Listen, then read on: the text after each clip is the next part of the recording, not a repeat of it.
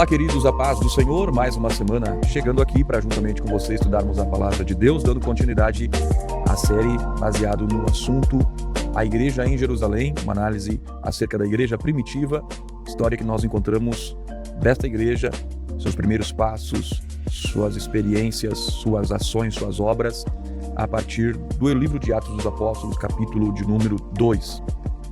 Hoje nós chegamos ao estudo 3, onde estudaremos sobre o tema Uma Igreja Fiel à Pregação do Evangelho. E aqui veremos no programa de hoje sobre a importância das Escrituras na pregação do Evangelho, na pregação desta igreja. Veremos que a Escritura torna o centro de cada manifestação, de cada defesa, de cada exposição que a igreja primitiva fará na sua anunciação do Evangelho de Jesus Cristo, mostrando que, de fato, Cristo ele é o centro de toda a Escritura. E hoje chegamos ao texto de número 3, uma igreja fiel à pregação. O texto áureo está em Atos dos Apóstolos, capítulo 3, versículo 12, que diz assim: E quando Pedro viu isto, disse ao povo: Varões israelitas, por que vos maravilhais disto? Ou por que estáis olhando tanto para nós, como se por nossa própria virtude ou santidade fizéssemos andar este homem? A verdade prática nos diz que a verdadeira pregação bíblica consiste em dar testemunho de Cristo no poder do Espírito Santo. Quando nós olhamos Atos dos Apóstolos, escrito pelo médico amado Lucas, o evangelista, um gentil convertido ao Evangelho, ele é que vai escrever o Atos dos Apóstolos. Na sua escrita, ele vai trazer o início da propagação do Evangelho que vai partir de Jerusalém, desta igreja, a igreja mãe, a igreja primitiva, a igreja modelo para as demais igrejas.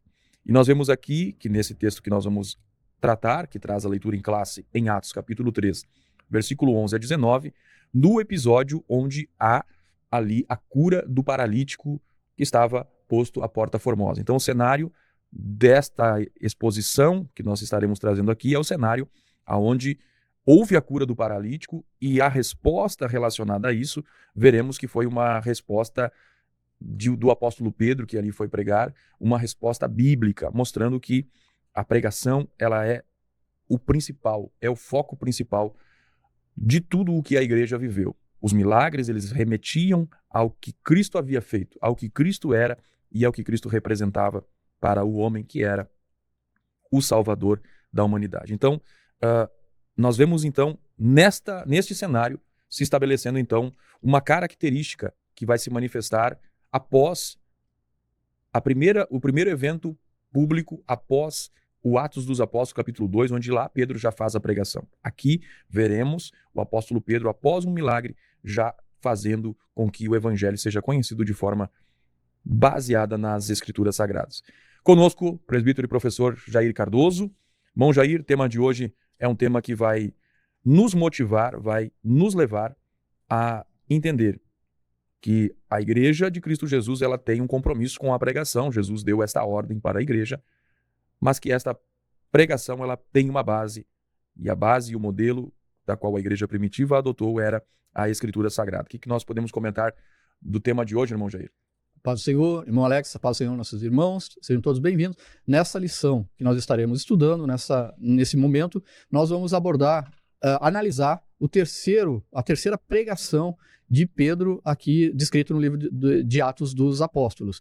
Nós vamos verificar nessa mensagem, nessa lição, nós vamos mostrar que a marca da igreja bíblica, da igreja de Jerusalém, a igreja nascedora, ela vem estabelecida pela pregação da palavra de Deus, a pregação baseada nas Escrituras. Nas Escrituras, a gente vê o apóstolo Pedro em todas as mensagens se utilizando das Escrituras do Antigo Testamento, citando as profecias e citando também a realização, a efetivação dessas profecias se tornando verdade e se confirmando aquilo que foi dito no Antigo Testamento. Vemos então a mensagem centrada na palavra de Deus, baseada nas Escrituras e no testemunho de Jesus Cristo, uma mensagem cristológica. E com isso também nós vamos ver nessa lição que a mensagem, além de ser estabelecida nas Escrituras, centralizada em Jesus Cristo, ela é feita também no poder do Espírito Santo. E a igreja que age assim, o resultado é como o apóstolo Pedro traz nessa mensagem: um futuro com refrigério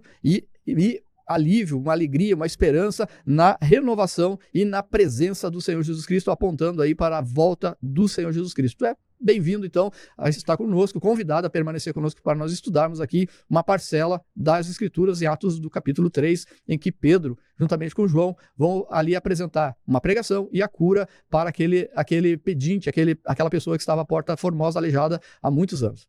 Muito bem, programa Palavras da Verdade. Se você ainda não se inscreveu no canal, se inscreva, deixe seu like. Muito importante a sua participação. Irmão Jair, na continuidade então da igreja primitiva, da história desta igreja, onde nós vamos caminhar pelas ruas de Jerusalém, a partir dos textos de Atos dos Apóstolos, aqui nós encontramos um episódio que era do cotidiano dos apóstolos naquele momento, um episódio onde eles se dirigiram ao templo para a oração, a hora nona. E nós vimos ali que eles foram interpelados pelo paralítico pelo coxo que estava à porta formosa, o qual lhes pediu uma esmola. Nós vemos no texto, irmão Jair, que Pedro e João olharam para aquele homem, e disseram que eles não tinham prata, não tinham ouro, mas o que eles tinham, eles lhe davam.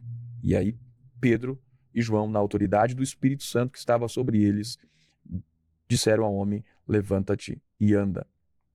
E a partir daquele momento, então, aquele homem foi curado. Ele ficou exatamente naquele momento curado. Com isso, houve um mover de admiração entre aqueles que estavam ali no templo naquele momento, gerando uma oportunidade para a pregação. O que nós podemos, irmão Jair, comentar, baseando aqui no tópico 1 da nossa lição, do tema de hoje, sobre a igreja que prega as Escrituras, nesse episódio envolvendo a famosa cura do coxo da porta formosa, irmão Jair? Nós iremos analisar, então, que a igreja em Jerusalém, a igreja nascedora, ela vai pregar as Escrituras. E a igreja que prega as Escrituras, ela vai pregar as Escrituras de forma que venha demonstrar o que realmente as Escrituras contêm. Ou seja, elas vão trazer uma revelação de Deus, da pessoa de Deus, da divindade de Deus e também da pessoa de Jesus Cristo e da pessoa do Espírito Santo. Essa vai ser a mensagem que nós iremos analisar. Então a gente vê que Pedro, e juntamente com João, conforme o irmão Alex já mostrou inicialmente, que eles estão se dirigindo à hora nona em direção ao templo de Jerusalém para orar. Essa hora nona são 3 horas da tarde, e eles estão indo para esse último período de oração do dia. E isso demonstra que os apóstolos ainda, eles estavam ligados ainda ao judaísmo. E como isso vai porque eles não tinham uma igreja, eles não tinham um local para se encontrar, eles ainda estavam dependendo e precisavam ainda se desligar do judaísmo, e isso vai ocorrer de uma forma mais lenta ao longo da história da igreja. Mas nesse tópico que nós vamos estar analisando, a igreja prega as Escrituras, e as Escrituras revelam a Deus, e as Escrituras testemunham de Jesus Cristo, e também as Escrituras vão confrontar o pecado. Essas partes que nós vamos analisar aqui na mensagem que Pedro vai estar pregando após esse milagre maravilhoso do coxo ali, a porta formosa. Nós entendemos aqui, em primeiro lugar, que existem muitas verdades que podem ser administradas, que nós podemos verificar nesse texto, nesse testemunho, porque nós falamos que a igreja prega a palavra, mas ela prega também através do testemunho, através daquilo que ela executa. E nós vemos aqui Pedro e João, eles, em primeiro lugar, eles estão pregando o testemunho de Jesus Cristo. Porque Jesus, antes de ele ser assunto aos céus, ele prometeu aos discípulos que sinais seguiriam aos que crescem. E aqui, a demonstração, nós vamos ver sinais e maravilhas ocorrendo através da vida de Pedro e de João, que eles chegam até a porta formosa e ali ministram sobre a vida daquele coxo uma cura maravilhosa. Então, a primeira verdade que nós verificamos aqui, que eu gostaria de enfatizar, é que a fé das pessoas, ela vai amadurecer de uma forma mais lenta, devagar. Então a gente vê que Pedro e João, eles eram judeus, assim como Jesus era judeu, eles cumpriam a lei e agora eles estavam vivendo um novo momento, um momento em que a igreja havia recentemente sido inaugurada pelo batismo, pela descida do Espírito Santo, que relata em Atos 2, e agora eles estavam vivendo uma nova realidade, a realidade de um novo momento da graça de Jesus sendo derramada sobre os homens. E esse desenvolvimento ele vai ocorrer de uma maneira mais lenta. A gente verifica que aqui os discípulos eles orbitavam, eles circulavam o templo ainda nos primeiros dias da igreja nascedora, porque eles não tinham ainda um local para designados, não tinham ainda igrejas estabelecidas, e eles costumavam fazer aquilo que anteriormente eles faziam, que era ir até o templo orar. E aí nós vemos também pessoas na nossa caminhada quando elas são alcançadas pelo evangelho, elas vão amadurecer de uma forma que precisa ser orientada, uma forma mais lenta, e ela precisa ser orientada, que ela precisa aprender os rudimentos da palavra do Senhor e assim ela ser acrescentada cada vez mais. Então essa é uma verdade que nós verificamos nesse texto, que nós podemos extrair desse texto. Uma segunda verdade é que na nossa volta existem pessoas com grandes necessidades. Nós vemos aqui que Pedro e João estavam chegando ao templo e havia ali uma grande necessidade de uma pessoa ali paralítica que buscava esmolas ali à porta e pedindo esmola até mesmo para eles, para Pedro e para João. Mas não são só pessoas visíveis, pedintes, que estão em grande necessidade. Nós temos ao nosso redor pessoas que muitas vezes elas estão machucadas, não exteriormente, mas interiormente, pessoas que estão feridas, pessoas que muitas vezes na sua caminhada de fé, elas se apresentam aleijadas, elas se encontram surdas, mudas espiritualmente, elas não entendem, elas não cegas, elas não entendem, não veem aquilo que a obra do Senhor está apresentando. Pessoas que são pobres, que são doentes e que estão famintas até mesmo pela palavra do Senhor. Então nós vemos à nossa volta muitas necessidades, muitas pessoas, existe uma grande verdade aqui, que na nossa volta existem pessoas com grandes necessidades, até mesmo na nossa volta, de repente, a gente conhece alguém que é rico materialmente, que tem recursos financeiros, recursos materiais, elas até têm uma boa saúde física, mas elas estão de uma maneira vazia na sua alma, solitárias, e na nossa caminhada, assim como Pedro e João, nós precisamos estar atentos ao que o Espírito Santo vai nos mostrando, nos demonstrando que são pessoas na nossa volta que precisam, que estão necessitadas, assim como aquele homem ali à porta formosa. Uma terceira verdade que a gente pode extrair desse texto é que todos nós temos alguma coisa ou como ajudar alguém. Deus ele se utiliza aquilo que nós temos nas mãos. O que nós temos? Nós vemos no texto aqui que Pedro e João vão dizer para aquele paralítico, dizer, eu não tenho prata nem ouro, mas o que eu tenho, eu te dou. Em nome de Jesus Cristo, o Nazareno levanta e anda. E eles tomam, então, eles alcançam, estendem a mão para aquele paralítico e quando eles estendem a mão e o paralítico toca a mão deles, ele se levanta e ele é curado. Deus, ele tem essa forma de agir, ele utiliza aquilo que nós temos em nossas mãos. O que nós temos nas nossas mãos? Nós temos a palavra de Deus, nós temos a fé, nós temos o desejo de ajudar as pessoas. Deus se utiliza daquilo que nós temos.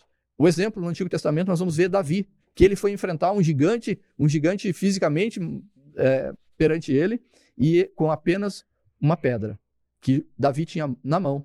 Deus utilizou aquilo que Davi tinha na mão. E agora aqui também nós vemos Pedro e João sendo utilizados, sendo usados por Deus com aquilo que eles tinham em suas mãos, que era a fé, que era o poder do Espírito Santo pautado na palavra de Deus. Então, nós sempre, nessa terceira verdade que eu aponto, nós sempre temos como ajudar alguém. Pedro disse, ouro e prata eu não tenho, mas Deus agiu quando eles tomaram aquele homem pelas mãos. Então, nós estamos vendo nesse tópico que as Escrituras vão revelar Deus. A palavra de Deus é uma segunda forma que Deus se revela à humanidade.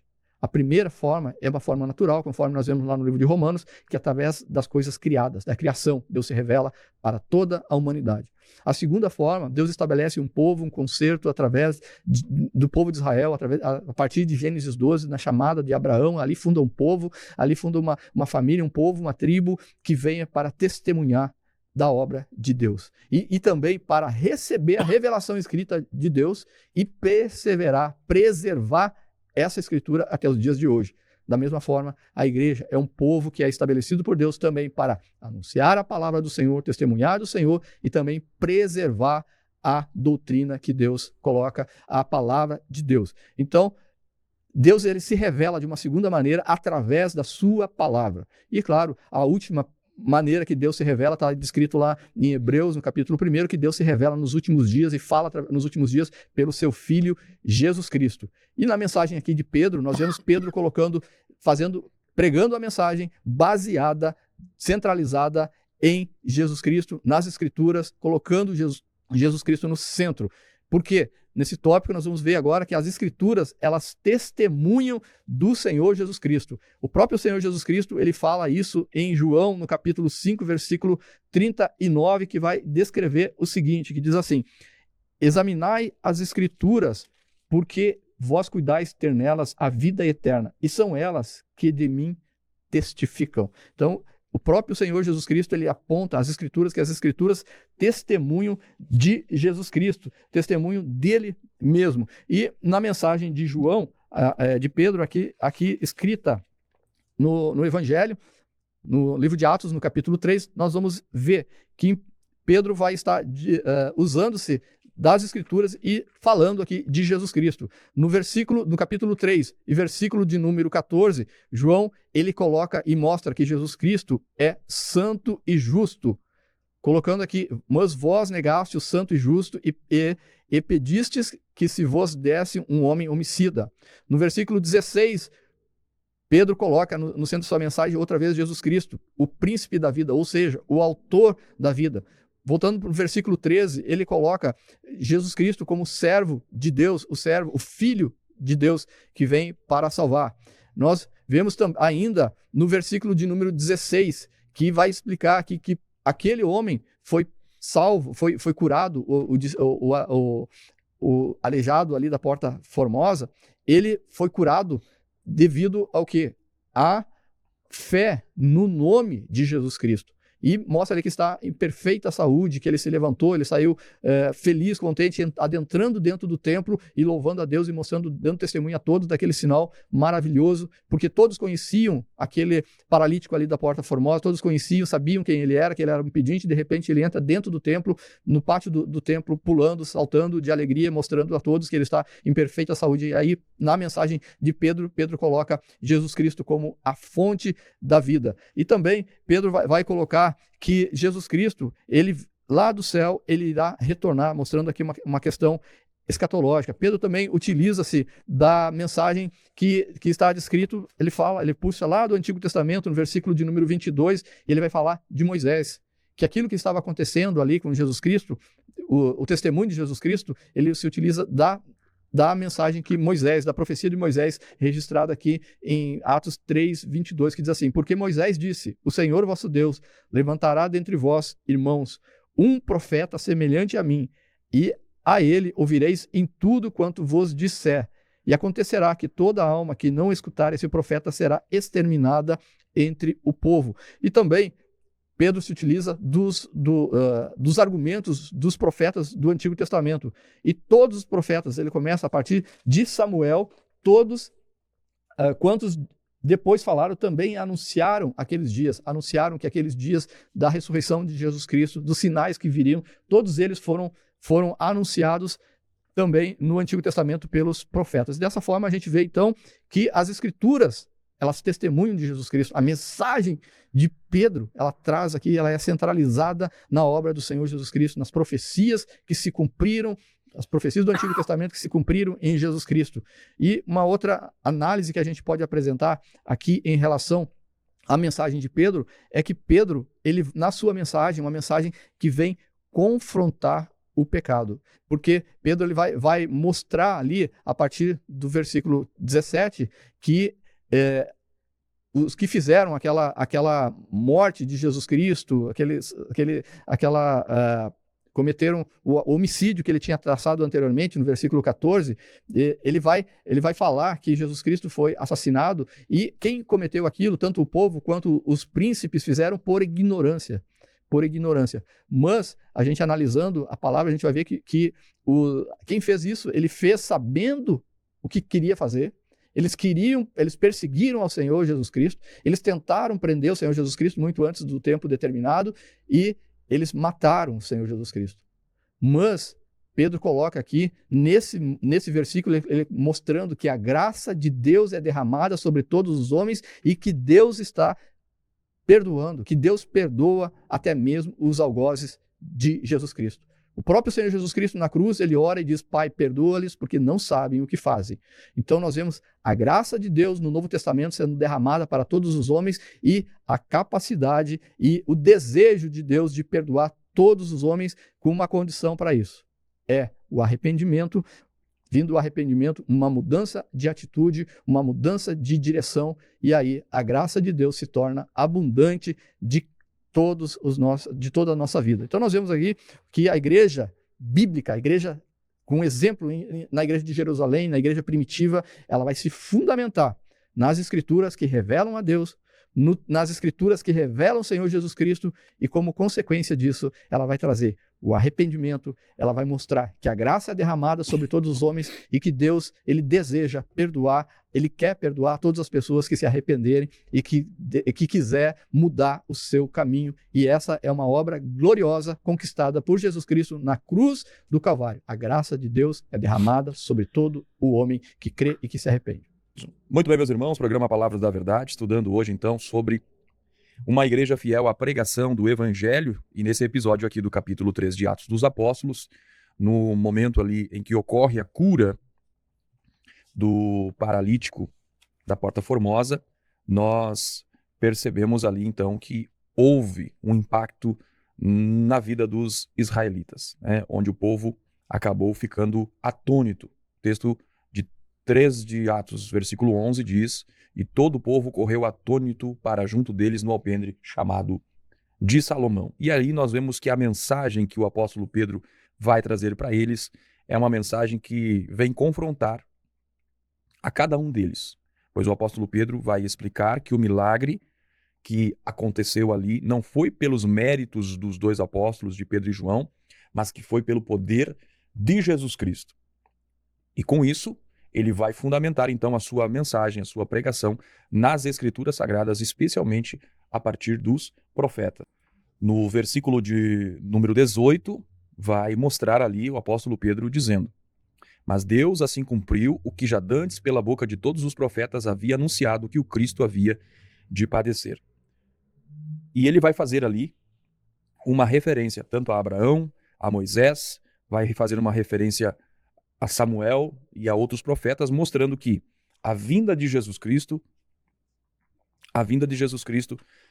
tanto quanto a sua rejeição, havia sido predita pelos profetas. Então, aqui mostra uma característica da pregação de Pedro, e que é uma característica da igreja primitiva, que esta igreja, ela não prega apenas baseando nas suas experiências pessoais, mas ela prega a palavra de Deus.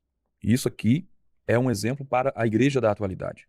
Nós não podemos firmar o nosso testemunho exclusivamente nas nossas experiências, porque a autoridade da nossa pregação, a autoridade daquilo que anunciamos, está na palavra de Deus.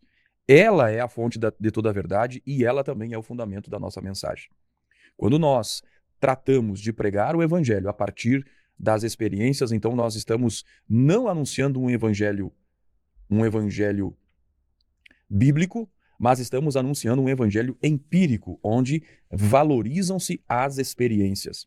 O apóstolo Pedro aqui deixou muito claro que a experiência da cura daquele homem à Porta Formosa nada mais era do que o poder de Jesus Cristo, que havia sido anunciado, proclamado pelos profetas, que estava agora em evidência, mostrando que a igreja era de fato uma igreja viva, conforme o Senhor havia gerado quando da sua encarnação e peregrinação aqui na Terra. Então o Evangelho não é baseado nas experiências.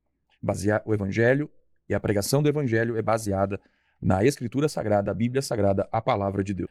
Então com isso nós vemos então a Igreja Apostólica, a Igreja Primitiva, a Igreja de Jerusalém era uma igreja que tinha a sua pregação, que estava preenchida, que estava saturada pela Escritura Sagrada.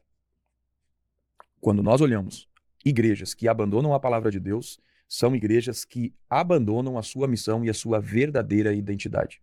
A Igreja de Jerusalém, a Igreja Mãe, a Igreja Primitiva, Igreja Modelo, tinha como fundamento anunciar a Escritura Sagrada. O crente precisa de 3 coisas.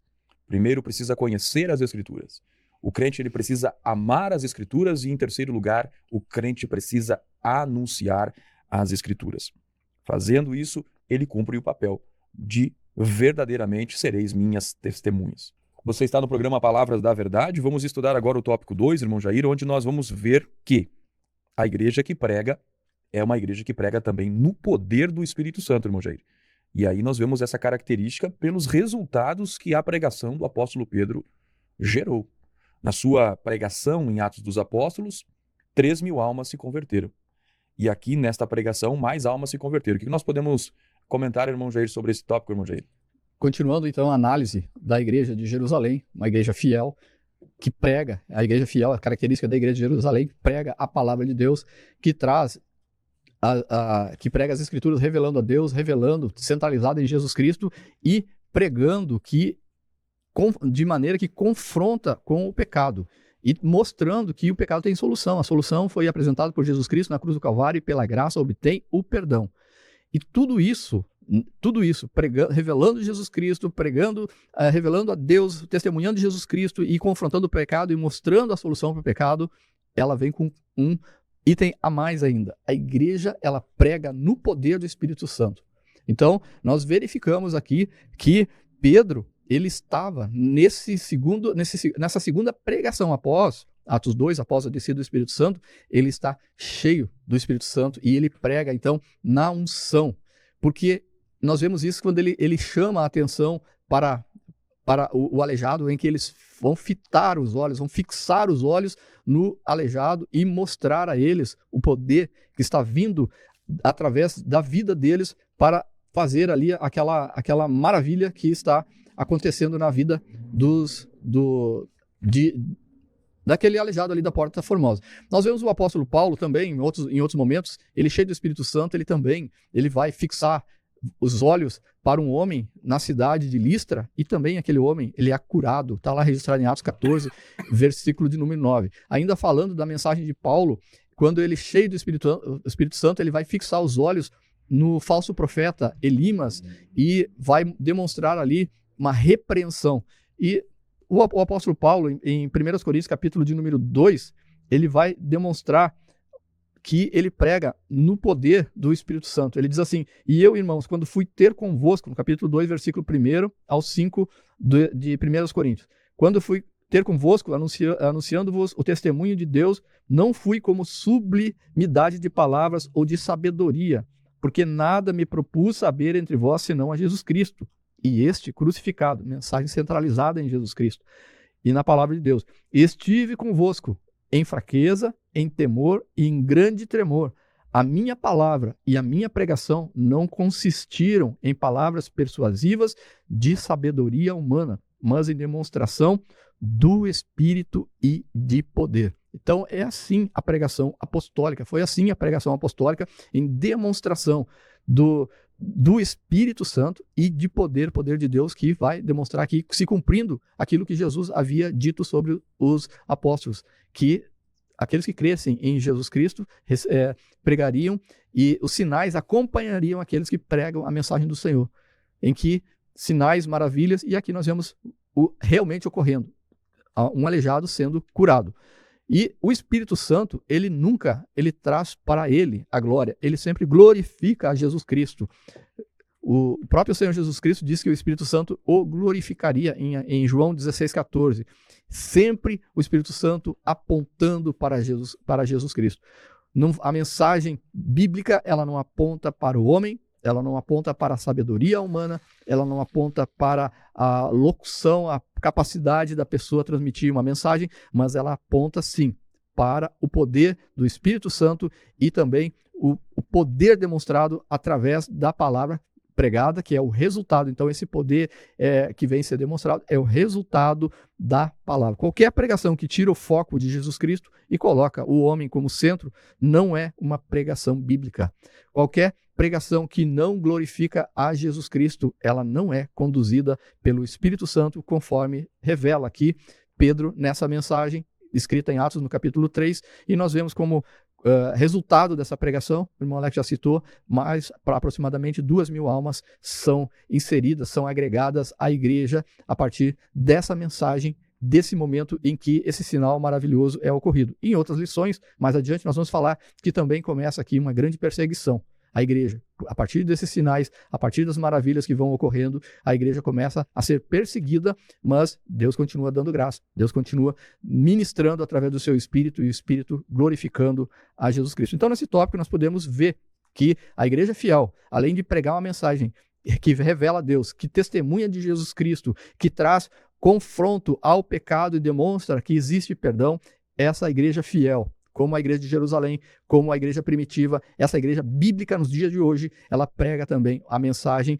no poder do Espírito Santo, aonde vai ser demonstrado esse poder através de sinais, através de mudanças de vida, através de testemunhos de pessoas se convertendo ao evangelho, e isso nós temos visto há mais praticamente 2.000 anos, em que a igreja prega e pessoas continuam se convertendo a Jesus Cristo, deixando seus maus caminhos e vindo para o caminho de Jesus Cristo, que é apontado pelas Escrituras, e também esse caminho, essas Escrituras, essa mudança de vida, essa salvação em Cristo Jesus, ela está disponível ainda hoje. Muito bem, meus irmãos, programa Palavras da Verdade, mostrando no tópico 2 sobre a igreja que prega no poder do Espírito Santo, falando na lição de hoje, tema geral de hoje, uma igreja fiel à pregação do Evangelho. E aí nós vimos aqui essa evidência da capacitação do Espírito Santo na vida dos apóstolos, quando no primeiro evento, fora o contexto de Pentecostes, em que vemos ali claramente o poder do Espírito Santo agindo na vida dos apóstolos, tanto na operação do milagre do coxo, como também na exposição da Escritura Sagrada, levando a cerca de 2.000 pessoas serem agregadas à Igreja do Senhor, serem salvas naquela ocasião. Mostra-se que o Espírito Santo não foi um evento isolado no dia do Pentecostes, mas que foi a característica da caminhada desta igreja, no poder do Espírito Santo, se evidenciando aqui. E nós vemos o apóstolo Pedro já revelando-se essa ousadia, essa capacidade de transmitir a mensagem já em Atos capítulo 2, no dia de Pentecostes, e aqui novamente mostra esse homem que vive com a presença contínua do Espírito Santo, não sendo algo isolado. Então o apóstolo Paulo, ele recebia a inspiração do Espírito Santo na sua pregação, e esta inspiração levava ele a conduzir as pessoas a Cristo. A pregação de Pedro foi assim em Atos 2, foi aqui em Atos 3, uma pregação cristológica, fazendo com que essa presença do Espírito Santo levasse aos apóstolos pregarem uma mensagem missiológica, ou seja, para a salvação, apologética, ao mesmo tempo que transmitem a defesa da sua fé, e também, ao mesmo tempo, pastoral, porque conduzem para uma direção, um direcionamento às pessoas que ali estão recebendo e ouvindo o ensino da palavra de Deus. Vemos que, como nós acompanhamos os relatos de Lucas em Atos, nós percebemos aqui que a pregação da igreja primitiva, ela não dependia de estrutura, mas qualquer cenário era palco para que a igreja, que os apóstolos pudessem pregar. Não dependia de uma estrutura, nós percebemos aqui as coisas não eram programadas, mas eram tudo realizadas a partir de unção concedida pelo Espírito Santo e também de convicção. O que Pedro defende publicamente e que vai lhe conduzir à prisão, o que Pedro prega, que lhe conduz à prisão, é algo que ele tem convicção. Então, isso era a característica. Uma característica que os fazia eles depender do poder de Deus e não de si mesmo. Porque, diante das adversidades, alguém defender como defendeu o apóstolo Pedro, nas suas pregações, só podia ser através do poder, de uma dependência do poder do Espírito Santo. E com isso, esse mesmo Espírito, ele dava a eles autoridade e dava a ele clareza acerca daquilo que o Senhor queria revelar. Jesus, quando prometeu a vinda do Espírito Santo, disse que o Espírito Santo os faria lembrar das verdades da palavra de Deus. Então nós vemos claramente o Espírito Santo agindo com poder e com graça na vida dos apóstolos. Charles Spurgeon, grande pregador do passado, ele disse que uma pregação sem o Espírito Santo é como uma espada sem fio. O pregador, ele precisa estar na direção do Espírito Santo, se preparar, orar, mas ele precisa depender do Espírito Santo na pregação. Não há uma pregação eficaz quando se ignora ou se anula a dependência e a direção do Espírito Santo. Que Deus abençoe-nos, que possamos nós dependermos deste Espírito na nossa vida.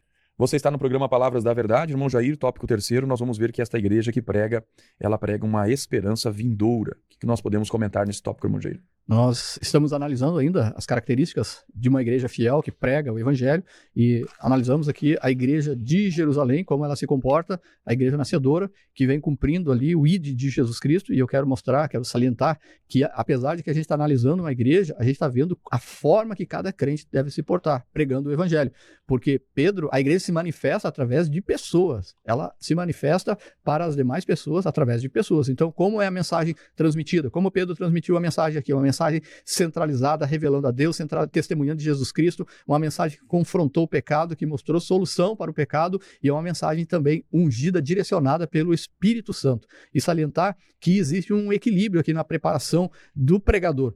Pedro, aqui para o Sinédrio, para os judeus, para os príncipes, os principais ali, os anciãos do judaísmo, Pedro e João eram considerados indoutos, que não tinham ali o diploma da escola de rabinos daquela época, não eram reconhecidos como homens doutores da palavra de Deus. Mas esqueceram-se que Pedro e João, eles tiveram um outro curso, o curso que eu chamo de EBPJ, Escola Bíblica aos Pés de Jesus. Eles foram preparados aos pés de Jesus. E outra característica da igreja mencionada em Atos, no capítulo 2, é que a igreja, ela permanecia na doutrina dos apóstolos, ou seja, na pregação da palavra de Deus, na convicção de Jesus, na centralidade de Jesus Cristo, na ressurreição de Jesus Cristo, no retorno do Senhor Jesus Cristo, tudo isso como doutrina, e perseverava na oração.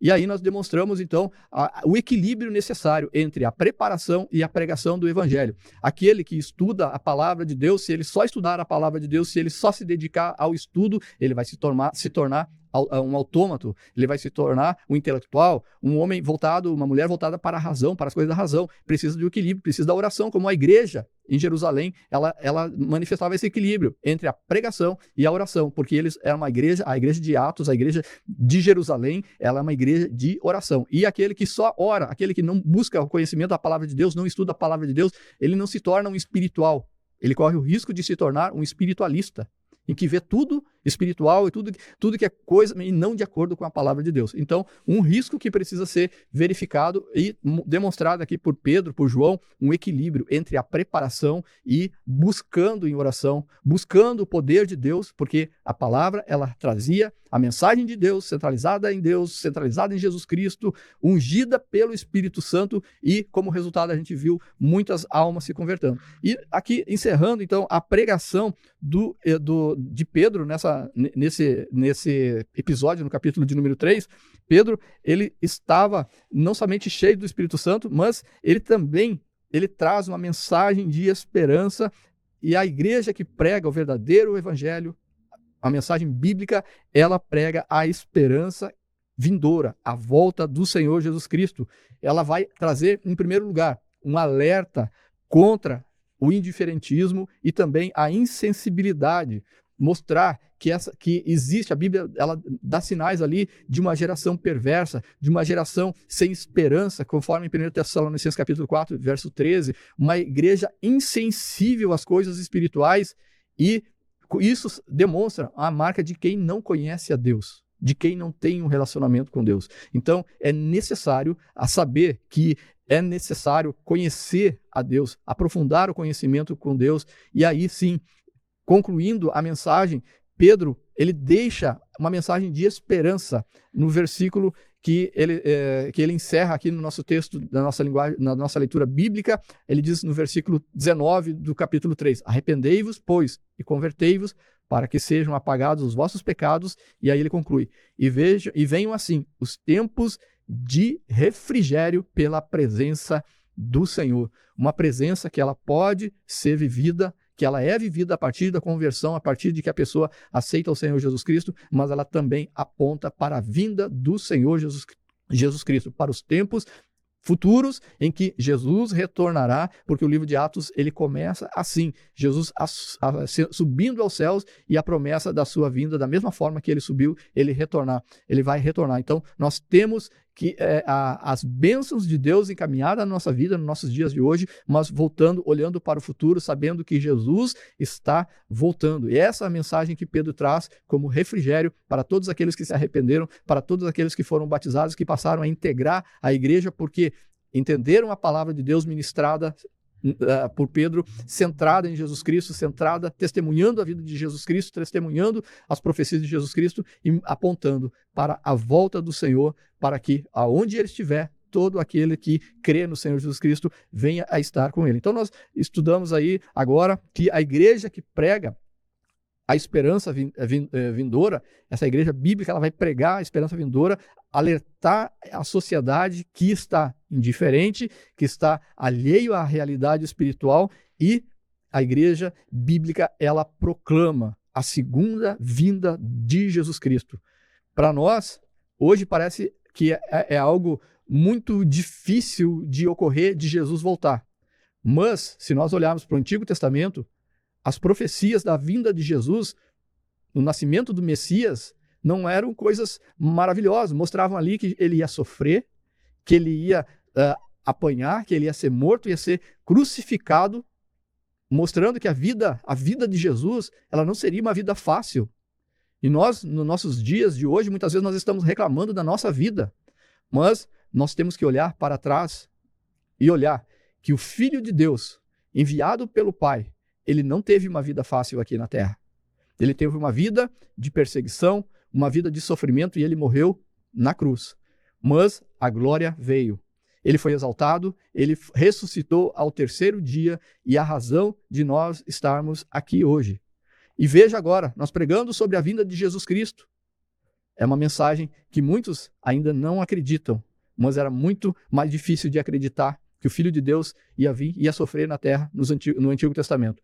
Mas a verdade é que Deus não muda, a palavra dele não muda, e ele cumpre as suas promessas, e nós sim esperamos a vinda do Senhor Jesus Cristo, a segunda vinda do Senhor Jesus Cristo, não mais como sofredor, não mais para morrer numa cruz, mas como a palavra descreve, em poder e grande glória, em que ele vem exercer todo o seu reinado aqui na terra. Jesus, ele vem exercer, porque nós vemos lá ele falando, ensinando a oração, vinde a nós o vosso reino. Então, o reino de Jesus Cristo, ele se fará aqui brevemente, quem sabe até mesmo no dia de hoje, porque todos os sinais bíblicos se cumpriram, estão cumpridos sobre a vinda do Senhor Jesus Cristo. Só falta mesmo o tempo determinado pelo Pai, e ele determinar, então, a vinda do Senhor Jesus Cristo para estabelecer, dar continuidade ao plano de Deus para a humanidade.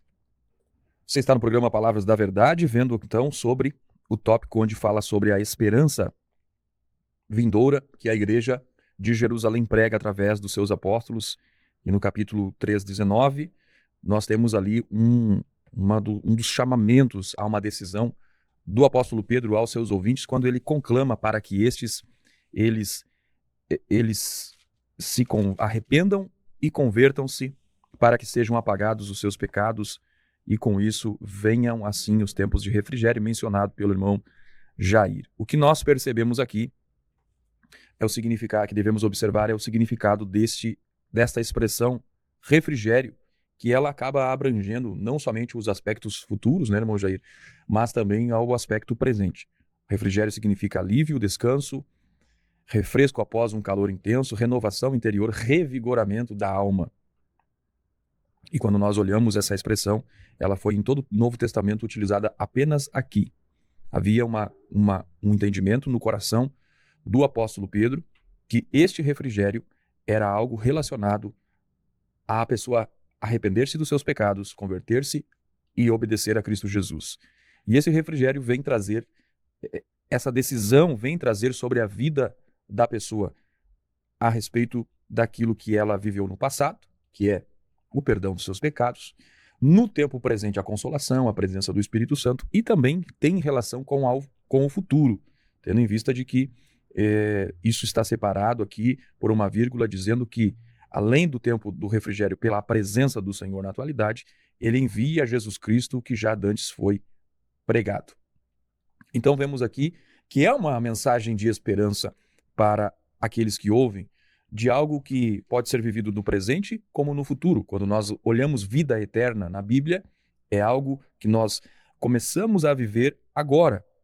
São coisas que nós já podemos viver agora, mas que estará na sua plenitude quando do arrebatamento da igreja ou quando estivermos com o Senhor na eternidade, uma vida eterna. O fato é que em Cristo Jesus e na sua presença nós encontramos alegria e plenitude de alegria, nós encontramos descanso, nós encontramos também água para saciar a nossa sede, assim como Jesus mencionou a mulher samaritana acerca da água da vida.